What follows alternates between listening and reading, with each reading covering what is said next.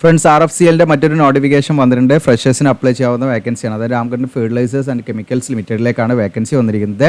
അപ്പോൾ ഈ ഒരു നോട്ടിഫിക്കേഷൻ ജസ്റ്റ് ഞാൻ കാണിക്കുന്നതാണ്. നിങ്ങൾക്ക് നോട്ടിഫിക്കേഷൻ വന്നിരിക്കുന്നത് ഫെബ്രുവരി 14 റിലീസ് ചെയ്തിരിക്കുന്നത്. അപ്പോൾ റിക്രൂട്ട്മെൻറ്റ് നമ്പർ നിങ്ങൾക്ക് ഇവിടെ കാണാൻ പറ്റും 3/2024. അപ്പോൾ ഇതിലേക്ക് മുൻപ് ജൂനിയർ എഞ്ചിനീയർ അതുപോലെ നമുക്ക് ITI കഴിഞ്ഞവർക്കൊക്കെ അപ്ലൈ ചെയ്യാവുന്ന വേക്കൻസി ഒക്കെ വന്നിരുന്നു. അപ്പോൾ അതിലേക്കൊക്കെ നിങ്ങൾ അപ്ലൈ ചെയ്യാം. അപ്പോൾ ഇത് പുതുതായിട്ട് വന്ന നോട്ടിഫിക്കേഷനാണ്. അപ്പോൾ അതിൻ്റെ വീഡിയോസൊക്കെ നമ്മുടെ ചാനലിൽ നിങ്ങൾക്ക് കയറി കഴിഞ്ഞാൽ കാണാൻ പറ്റും കേട്ടോ. ഓക്കെ, അപ്പം ഞാൻ ഏകദേശം ഒരു 7 ദിവസം മുൻപ് ചെയ്താണ്. Junior engineer assistant, office assistant, okay, ഇതിൻ്റെയൊക്കെ വീഡിയോസ് നിങ്ങൾക്ക് കാണാവുന്നതാണ്. അപ്പോൾ ഡിപ്ലോമ, BSc, എനി ഡിഗ്രി ഒക്കെ ഉള്ളവർക്ക് അതിലേക്ക് അപ്ലൈ ചെയ്യാവുന്ന വേക്കൻസികളാണ്.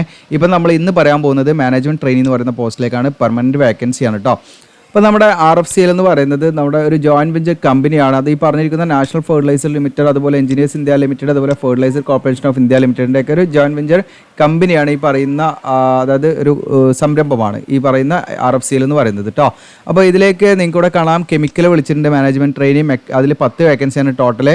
Then mechanical 6 vacancy, electrical 3 vacancy, then instrumentation നിങ്ങൾക്ക് 2 vacancy, then information technology 3 vacancy, then law 1 vacancy, then HR 3 vacancy. അപ്പോൾ ഇവിടെ നിങ്ങൾക്ക് റിസർവ്ഡ് വേക്കൻസികളൊക്കെ കാണാം. അപ്പോൾ ഇപ്പോൾ ഫോർ എക്സാമ്പിൾ ഞാൻ ഒരു റിസർവ്ഡ് വേക്കൻസിയുടെ കാര്യങ്ങളാണ് പറയുന്നത്. കെമിക്കലിൽ നിങ്ങൾക്ക് ഇവിടെ കാണാൻ പറ്റും EWSനാണ് റിസർവ്ഡ് വേക്കൻസി 4 എന്നുള്ളത്. ബാക്കി ജനറൽ വേക്കൻസിയാണ് 6. അപ്പോൾ ഇവിടെ SC, ST, OBC കാൻഡിഡേറ്റ്സിനൊക്കെ എന്ത് ചെയ്യാം, ധൈര്യം ഇവർക്ക് ജനറൽ വേക്കൻസിയിലേക്ക് അപ്ലൈ ചെയ്യാവുന്നതാണ്. അപ്പോൾ ജനറൽ വേക്കൻസിയിലേക്ക് എല്ലാത്തിലും വേക്കൻസി ഉണ്ട്. അതുകൊണ്ട് നിങ്ങൾക്ക് ആർക്ക് വേണമെങ്കിലും ഏത് കാറ്റഗറിയിലേക്കും അതിലേക്ക് അപ്ലൈ ചെയ്യാം കേട്ടോ.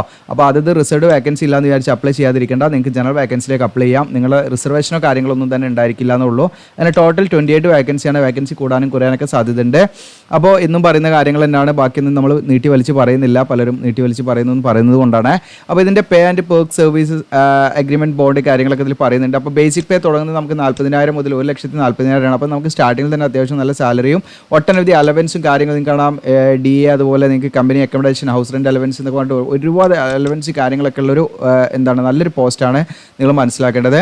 അപ്പോൾ ഇതിൻ്റെ എസെൻഷ്യൽ ക്വാളിഫിക്കേഷനാണ് നമ്മൾ പറയുന്നത്. കെമിക്കലിലേക്ക് നിങ്ങൾക്ക് അപ്ലൈ ചെയ്യാൻ BA or BTech അല്ലെങ്കിൽ BSc എഞ്ചിനീയറിംഗ് കഴിഞ്ഞവർക്ക് അപ്ലൈ ചെയ്യാം. അത് കെമിക്കൽ എഞ്ചിനീയറിംഗ് ആയിരിക്കണം എന്നുള്ളതാണ് കേട്ടോ. അല്ലെങ്കിൽ കെമിക്കൽ ടെക്നോളജി ഈ പറഞ്ഞിരിക്കുന്ന BSc അല്ലെങ്കിൽ BE or BTech കഴിഞ്ഞവർക്ക് അതിലേക്ക് അപ്ലൈ ചെയ്യണം. ഓക്കെ, യാതൊരുവിധ എക്സ്പീരിയൻസോ കാര്യങ്ങളൊന്നും വേണ്ട. ഇനി ബോയിലർ ഓപ്പറേഷൻ എഞ്ചിനീയർ എന്നുള്ള ഒരു സർട്ടിഫിക്കേഷൻ ഉള്ളവർക്ക് എന്ത് ചെയ്യും, ഒരു മുൻഗണന ഉണ്ടായിരിക്കുന്നുള്ളൂ. അത് നിർബന്ധമല്ല. ജസ്റ്റ് ഇതാണ് ഇതിൻ്റെ എസെൻഷ്യൽ ക്വാളിഫിക്കേഷൻ നിങ്ങൾക്ക് അപ്ലൈ ചെയ്യാനുള്ള. ഇതിനടുത്ത് മാനേജ്മെൻറ്റ് ട്രെയിനിങ് മെക്കാനിക്കലാണ്. അപ്പോൾ ഇതിൽ നിങ്ങൾക്ക് ഈ പറഞ്ഞിരിക്കുന്ന മെക്കാനിക്കൽ എഞ്ചിനീയറിംഗിൽ നിങ്ങൾക്ക് BE or BTech അല്ലെങ്കിൽ BSc എഞ്ചിനീയറിംഗ് കഴിഞ്ഞവർക്ക് അപ്ലൈ ചെയ്യാം. ഡയറക്റ്റായിട്ട് യാതൊരുവിധ എക്സ്പീരിയൻസും വേണ്ട. ദെൻ ഇലക്ട്രിക്കലാണ് അടുത്തത്. നിങ്ങൾക്ക് ഈ പറഞ്ഞിരിക്കുന്ന ഇലക്ട്രിക്കൽ ആൻഡ് ഇലക്ട്രോണിക്സ് എഞ്ചിനീയറിംഗ് അല്ലെങ്കിൽ ഇലക്ട്രിക്കൽ ടെക്നോളജി പറഞ്ഞിരിക്കുന്ന ഡിസിപ്ലിനിൽ നിങ്ങൾക്ക് BE or BTech അല്ലെങ്കിൽ BSc എഞ്ചിനീയറിംഗ് കഴിഞ്ഞവർക്ക് അപ്ലൈ ചെയ്യാം. യാതൊരുവിധ എക്സ്പീരിയൻസോ കാര്യങ്ങളൊന്നും വേണ്ട. ഏത് പോസ്റ്റിലേക്ക് അപ്ലൈ ആണെങ്കിലും നമുക്ക് മിനിമം 60% മാർക്ക് വേണമെന്നുള്ള ക്രൈറ്റീരിയ ഉണ്ട് കേട്ടോ. അതോടൊപ്പം തന്നെ SC/ST കാൻഡിഡേറ്റ്സ് ആണെങ്കിൽ അവർക്ക് PWD കാൻഡിഡേറ്റ്സ് ആണെങ്കിൽ 50% മാർക്ക് മതി കേട്ടോ. ഓക്കെ, അവർക്ക് അപ്ലൈ ചെയ്യാൻ. ബാക്കിയുള്ളവർക്ക് 60% മാർക്ക് അവരുടെ ഈ പറയുന്ന എസെൻഷ്യൽ ക്വാളിഫിക്കേഷനിൽ ഉണ്ടായിരിക്കണം കേട്ടോ. അത് പ്രത്യേകം ശ്രദ്ധിക്കണം. ഏജ് ഞാൻ പറയാം. പിന്നെ ഇൻസ്ട്രുമെൻറ്റേഷൻ ആണ്. അപ്പോൾ ഇതിൻ്റെ ക്വാളിഫിക്കേഷൻ എന്ന് പറയുന്നത് ഈ പറഞ്ഞിരിക്കുന്ന ഇൻസ്ട്രുമെൻറ്റേഷൻ അല്ലെങ്കിൽ ഇൻസ്ട്രുമെൻറ്റേഷൻ ആൻഡ് കൺട്രോൾ അല്ലെങ്കിൽ electronics and instrumentation or electronics instrumentation and control അല്ലെങ്കിൽ ഇൻഡസ്ട്രിയൽ ഇൻസ്ട്രുമെൻറ്റേഷൻ അല്ലെങ്കിൽ പ്രോസസ് കൺട്രോൾ ഇൻസ്ട്രുമെൻറ്റേഷൻ അല്ലെങ്കിൽ ഇലക്ട്രോണിക്സ് ആൻഡ് ഇലക്ട്രിക്കൽ അല്ലെങ്കിൽ അപ്ലൈഡ് ഇലക്ട്രോണിക്സ് ആൻഡ് ഇൻസ്ട്രുമെൻറ്റേഷൻ അല്ലെങ്കിൽ ഇലക്ട്രോണിക്സ് ആൻഡ് കമ്മ്യൂണിക്കേഷൻ അല്ലെങ്കിൽ ഇലക്ട്രോണിക്സ് ആൻഡ് കൺട്രോൾ. ഈ പറഞ്ഞിരിക്കുന്ന ഏതെങ്കിലും ഒരു എഞ്ചിനീയറിംഗ് ഡിസിപ്ലിൻ നിങ്ങൾക്ക് BE അല്ലെങ്കിൽ BTech അല്ലെങ്കിൽ BSc എഞ്ചിനീയറിംഗ് കഴിഞ്ഞവരാണെങ്കിൽ ധൈര്യമായിട്ട് നിങ്ങൾക്ക് ഇതിലേക്ക് അപ്ലൈ ചെയ്യാം. 60% മാർക്ക് മതി കേട്ടോ.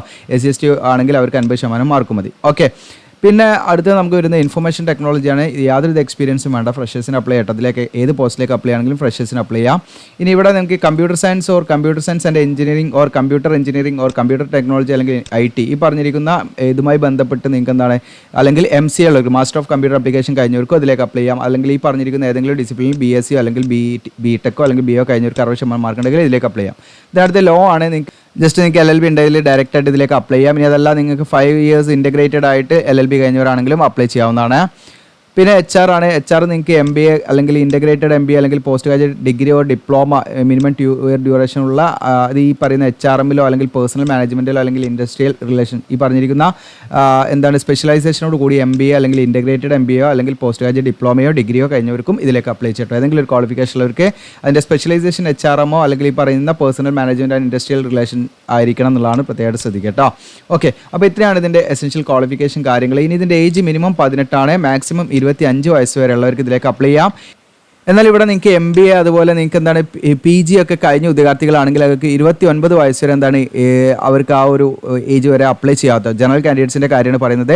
എന്നാൽ SC/ST കാൻഡിഡേറ്റ്സ് ആണെങ്കിൽ അതിനനുസരിച്ച് വ്യത്യാസം ഉണ്ടാവും. അപ്പോൾ ഗ്രാജുവേഷൻ കഴിഞ്ഞവരാണെങ്കിൽ അവർക്ക് 25 വയസ്സ് വരെയാണ് അപ്ലൈ ചെയ്യാനുള്ള ഏജ് ലിമിറ്റ്. അതിൽ SC/ST കാൻഡിഡേറ്റ്സ് ആണെങ്കിൽ അവരുടെ റിസർവ്ഡ് വേക്കൻസി ഉണ്ടെങ്കിൽ അവർക്ക് 30 വയസ്സ് വരെ അപ്ലൈ ചെയ്യാം. OBC ആണെങ്കിൽ അവർക്ക് എന്താണ് 28 വയസ്സ് വരെ അപ്ലൈ ചെയ്യാം. ഓക്കെ, ഇനി ഈ പറയുന്ന PG ഒക്കെ കഴിഞ്ഞ ഉദ്യോഗാർത്ഥികളാണെങ്കിൽ അവർക്ക് എന്താണ് 29 വയസ്സ് വരെ അപ്ലൈ ചെയ്യാം. അതിൽ SC/ST കാൻഡിഡേറ്റ്സ് ആണെങ്കിൽ അവർക്ക് 34 വയസ്സ് വരെ അപ്ലൈ ചെയ്യാം. OBC ആണെങ്കിൽ അവർക്ക് 32 വയസ്സ് വരെയും അപ്ലൈ ചെയ്യാം. ഓക്കെ, അപ്പോൾ അത്രയും കാര്യങ്ങളൊക്കെ നിങ്ങൾ ബേസിക്കായിട്ട് മനസ്സിലാക്കുക.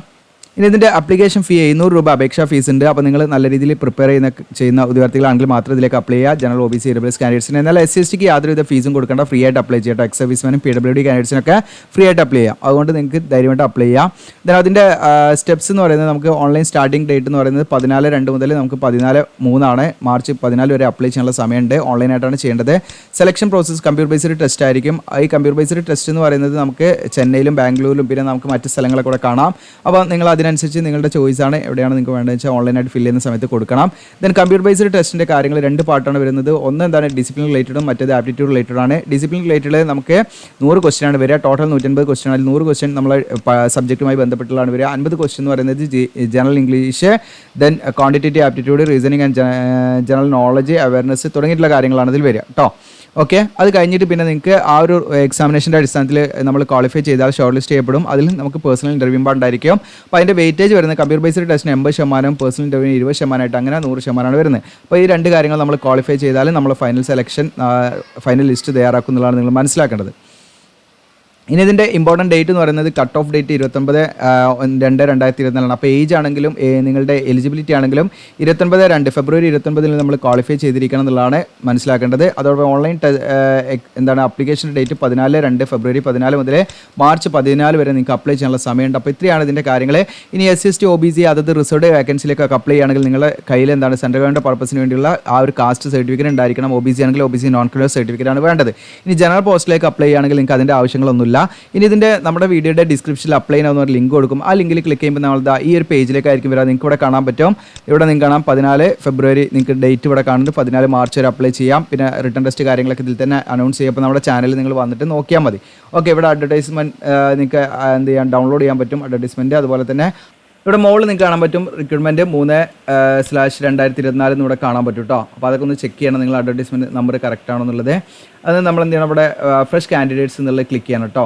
ഓക്കെ, അതിൽ ക്ലിക്ക് ചെയ്തിട്ട് നമ്മൾ എന്ത് ചെയ്യണം, ഇതിൻ്റെ ഈ ബേസിക് ആയുള്ള ഏതാ പോസ്റ്റ് ഏതാണ്, മാനേജ്മെൻറ്റ് ട്രെയിനി ആണോ എന്ന് വെച്ചാൽ അത് സെലക്ട് ചെയ്ത് ഇതിൽ ഏതാണ് ഡിസിപ്ലിൻ വെച്ചാൽ അത് സെലക്ട് ചെയ്യാം നമ്മൾ. അത് എന്നിട്ട് നമ്മൾ എന്ത് ചെയ്യുക, നമ്മുടെ പേര് കൊടുക്കുക, ഡേറ്റ് ഓഫ് ബർത്ത് കൊടുക്കുക, ഇമെയിൽ ID കൊടുക്കുക. ഓക്കെ, പിന്നെ പാസ്വേഡ് നമ്മൾ എന്ത് ചെയ്യുക മാനുവലായിട്ട് ഇവിടെ ക്രിയേറ്റ് ചെയ്യുക. Okay, email ID re entry ചെയ്യാം. ഓക്കെ, എന്നിട്ട് നമ്മൾ എന്ത് ചെയ്യുക മൊബൈൽ നമ്പർ കൊടുക്കുക. എന്നാൽ നമ്മൾ ഇവിടെ എന്ത് ചെയ്യുക യെസ് കൊടുത്തിട്ട് നമ്മൾ എന്ത് ചെയ്യുക ഇതൊക്കെ റീഡ് ചെയ്ത് വന്നിട്ട് നമ്മൾ എന്ത് ചെയ്യുക get OTP to verify mobile and ഇമെയിലും മൊബൈലും നമ്മൾ OTPയിലൂടെ വെരിഫൈ ചെയ്യുക. അങ്ങനെയാണ് ഇതിലേക്ക് അപ്ലൈ ചെയ്യേണ്ടത്. അപ്പോൾ നമ്മൾ ഓൺലൈനായിട്ട് അപേക്ഷ നൽകി കൊടുക്കുന്നുണ്ട്. അപ്പോൾ ഇതിൻ്റെയൊക്കെ ഓൺലൈൻ ഫോം ഫില്ലിംഗ് വീഡിയോ ചെയ്യണമെങ്കിൽ കൂടുതൽ ആളുകൾ റെക്കമെൻഡ് ചെയ്യുകയാണെങ്കിൽ മാത്രം ചെയ്യാം. കാരണം എന്താണ് ഇപ്പോൾ ലാസ്റ്റ് ആയതുകൊണ്ടാണ് ഇവിടെ സ്കിപ്പ് ചെയ്യാനുള്ളതുകൊണ്ടാണ്. നമ്മുടെ ചാനലിൽ വീഡിയോസിൽ കണ്ട് നിങ്ങൾക്ക് അങ്ങനെയുള്ള കമൻറ്റ് ഞാൻ പ്രോത്സാഹിപ്പിക്കാറില്ല. വലിച്ചു നീട്ടി പറയുന്നതെന്ന് പലരും പറയുന്നുണ്ട്. അപ്പോൾ നമ്മൾ ഒരിക്കലും വലിച്ചു നീട്ടി പറയല്ല. അപ്പോൾ ഞാൻ വേണമെങ്കിൽ അതിൻ്റെ പ്രൂഫ് ഉള്ള ഒരു വീഡിയോ ഞാൻ വേണമെങ്കിൽ ചെയ്യാം. അപ്പോൾ എനിക്കത് ബോധിപ്പിക്കണമെന്നൊന്നുമില്ല. കാരണം ഒരുപാട് നിങ്ങൾ അങ്ങനെയുള്ളവർ കമൻറ്റ് ചെയ്യുക. കാരണം ഒരുപാട് തെറ്റുകൾ ഒരുപാട് മിസ്റ്റേക്കുകൾ വന്നിട്ട് എന്നെ ഇൻസ്റ്റയിൽ നിരന്തരം എന്ത് ചെയ്യുന്നുണ്ട് കോൺടാക്ട് ചെയ്യുന്നുണ്ട്. അപ്പോൾ എല്ലാവർക്കും ഒന്ന് റീപ്ലൈ കൊടുക്കുക എന്ന് പറയുന്നത് പോസിബിൾ അല്ല. നിങ്ങൾ മനസ്സിലാക്കുക നമ്മളൊരു കമ്പനിയോ ഒരു കാര്യമൊന്നുമല്ല, ജസ്റ്റ് ഒരു ഇൻഡിവിജ്വലാണ്. അപ്പോൾ എനിക്ക് പറ്റുന്ന ഹാൻഡിൽ ചെയ്യാൻ പറ്റുന്നതിന് മാത്രമേ എനിക്ക് എന്ത് ചെയ്യാൻ പറ്റുള്ളൂ, എനിക്ക് റിപ്ലൈ കൊടുക്കാൻ പറ്റുള്ളൂ. അപ്പോൾ ഒരുപാട് ഡൗട്ടാണ് പലരും എന്ത് ചെയ്യുന്നത് ജനറേറ്റ് ചെയ്യുന്നത്. എന്നിട്ട് വരെ നമ്മുടെ കമൻറ്റിൽ നമ്മുടെ ചാനലിനെ സപ്പോർട്ട് ചെയ്യുന്ന രീതിയിൽ ഒരു കമൻറ്റോ ആരും ഇടുന്നില്ല. എല്ലാവർക്കും എന്താണ് അവരുടെ കാര്യങ്ങൾ മാത്രമാണ് എന്ന് നമുക്കറിയാം.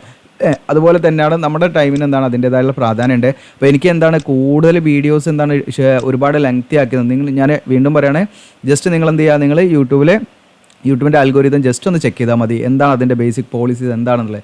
ഷോർട്ട് വീഡിയോസാണ് ഏറ്റവും കൂടുതൽ വൈറലാകാൻ സാധ്യതയുള്ളത്, ഏറ്റവും കൂടുതൽ വ്യൂസ് വരാനുള്ള സാധ്യത, ഏറ്റവും റവന്യൂ ഏൺ ചെയ്യാനുള്ള സാധ്യതയുള്ളത്.